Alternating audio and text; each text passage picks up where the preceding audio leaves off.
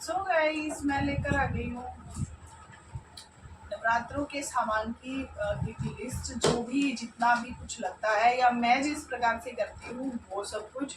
और क्या क्या करते हैं, नवरात्रि बिल्कुल आ गए हैं, कल से ही नवरात्रि स्टार्ट है, तो आज ही मैंने मतलब सारी सामग्री अपनी ला कर रख ली है। So guys welcome back to new blog. कैसे हैं आप सब? आई होप आप सभी बहुत अच्छे होंगे और कान्हा जी कृपा आप सभी पर बनी रहे। तो मैं कर रही हूँ नवरात्रों की पूजा सामग्री एकत्र। इस तरफ मेरे माता रानी का दरबार रहेगा और इस तरफ मैंने सामान रखे। छोटे वाले रूम में मैंने ये सब चीजें करी है।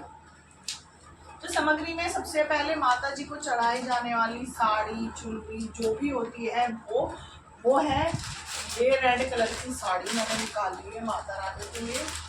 और इसी पे ही मैं लेकर आ गई हूँ। यहाँ पे मैंने इसको रखा हुआ है श्रृंगार का सामान।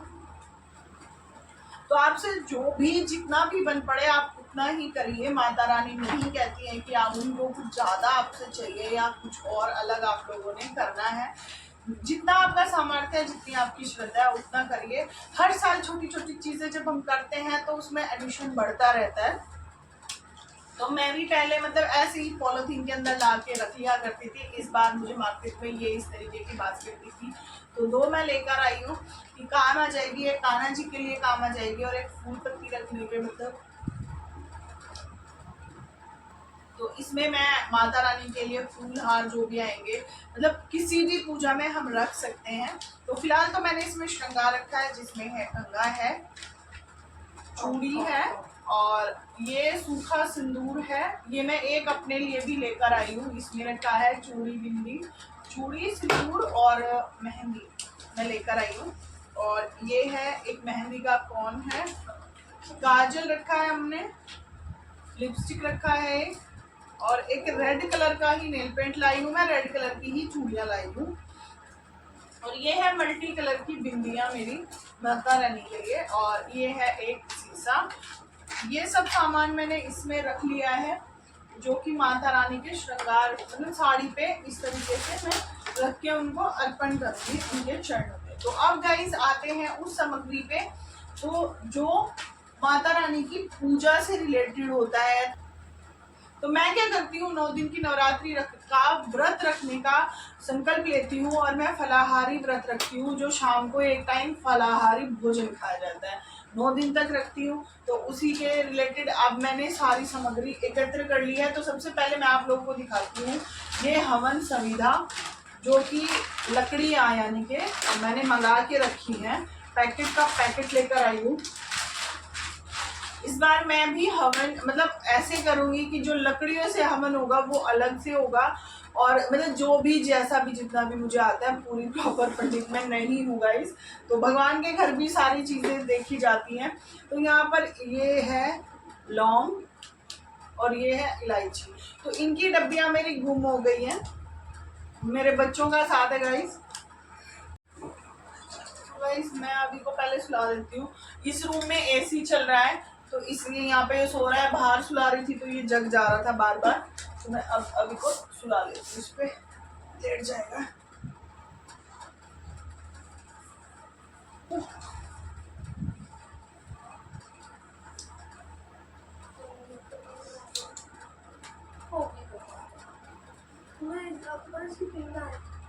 नहीं मुझे नहीं पता, ले आना कोई बात नहीं, ले आना बेटा।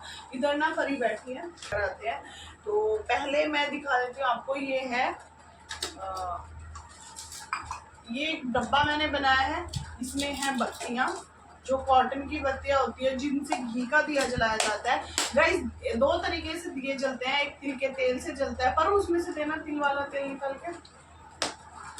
तिल के तेल से चलता है। उसके लिए हम जो होता है हमारा ये कलावा इसकी बत्ती यूज करते हैं। मैं तो घर में ही बना लेती हूँ। मार्केट में भी बनी बनाई आती हैं लेकिन मैं घर में ही बनाती हूँ। तो मैं लेकर आई हूँ 2 लीटर तेल। हालांकि 9 दिन की पूजा के लिए आपको 2 लीटर से ज़्यादा का तेल लगता है।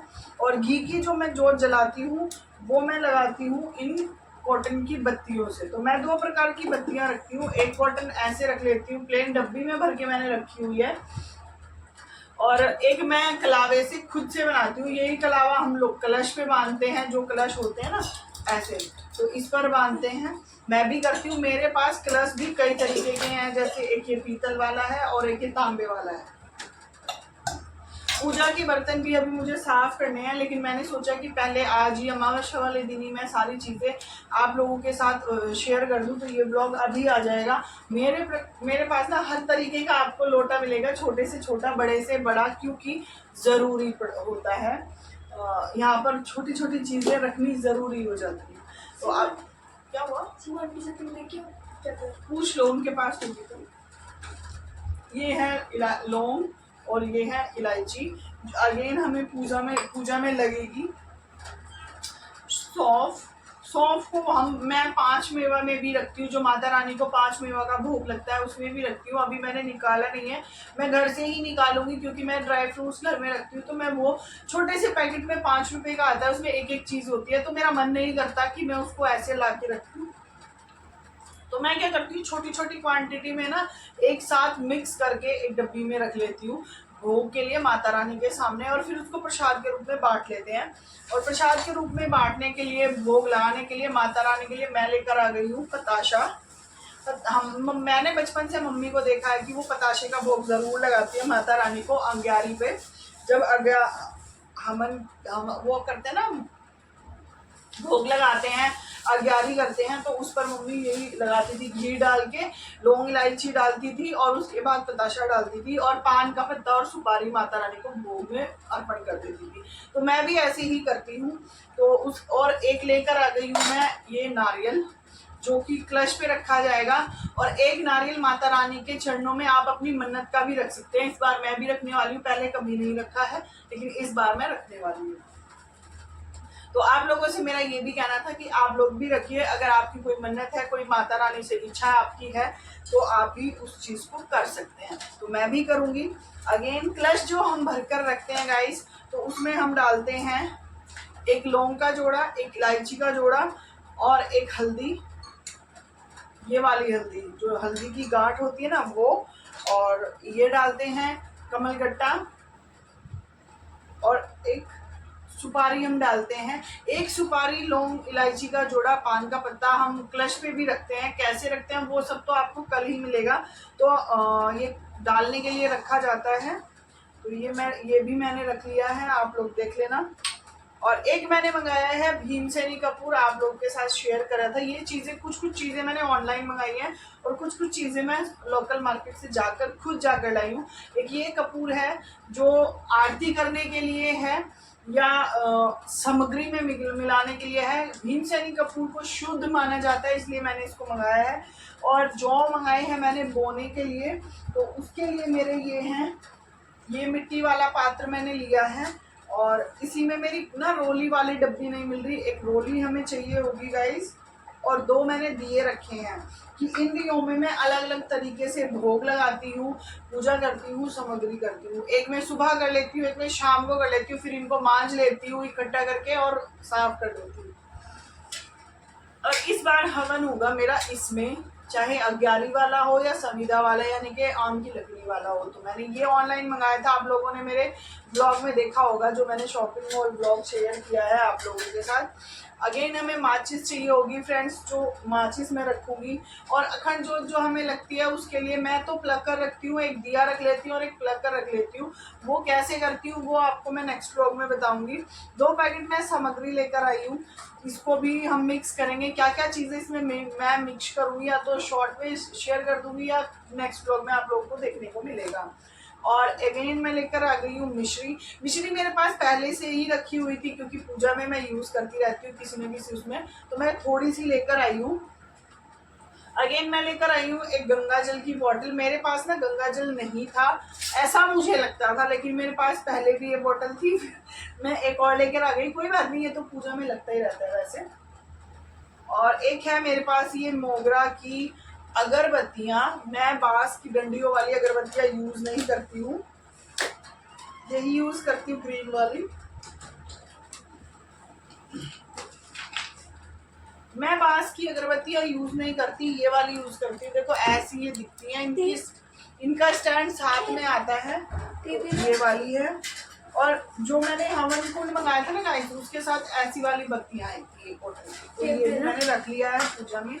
और पूजा में सबसे इम्पोर्टेंट जो है वो है दुर्गा सप्तशती की पुस्तक। तो बस इतनी सी सामग्री, मैं तो इतनी ही रखती हूँ, और नॉर्मल कपूर भी रखती हूँ, भीमसेनी कपूर भी रखती हूँ, और बाकी की चीज़ें हैं। और हाँ, इस बार मैंने ये एक बॉक्स रखा है जो माता रानी की दक्षिणा हम चढ़ाते हैं हर दिन, और मैं तो लास्ट में या तो कंजकाओं को दे देती हूँ या फिर मंदिर की दान पेटी में दे देती हूँ।